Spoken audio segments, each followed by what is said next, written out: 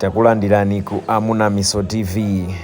Mukanema uyu tangofuna kukuonesani zithunzi zonse zimene zinajambulidwa ku DPP convention yomwe inachitikira ku Khomesa Hall mu mzinda wa Blantyre.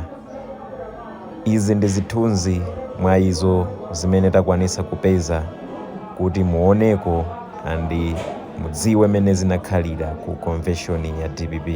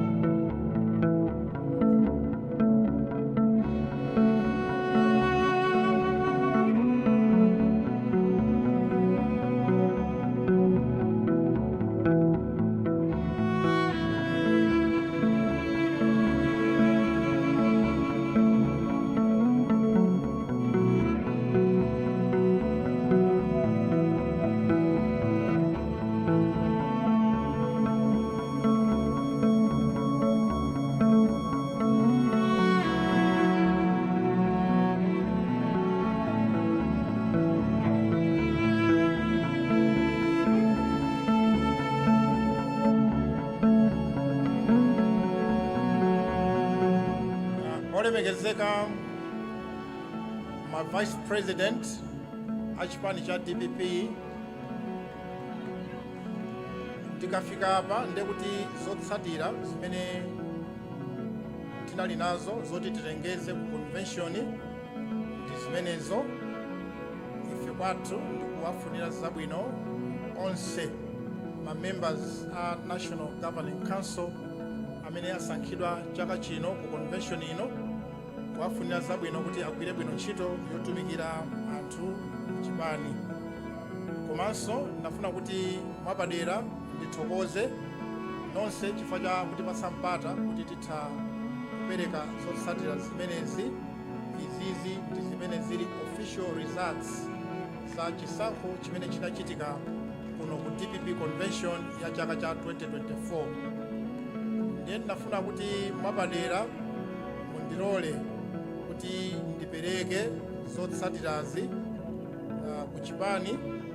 Mundilola kuti ndipereke zotsatirazi kudzera mwa a convention chair amene tinganene kuti anatituma ife kuti tiwatumikire pa ntchito ya kuyendetsa chisankho chimenechi m'malo mwa chipani cha Democratic Progressive Party. Ndiye tipereka ma results amene tatchulawa ma summary sheets amenewo, komanso apa pali box imene muli some results, symbolic results zimene tikupempha kuti ngati achipani cha DPP musunge for your own records, and indeed ngati mungafune disposal. Koma ndimafuna ndinene kuti ma results omwe tikupereka si omwewa, tili ndi makatoni ndithu angapo onena kuti tikupatseni kuti musunge, and you are going to decide imene mungapangire dispose ma results amenewa.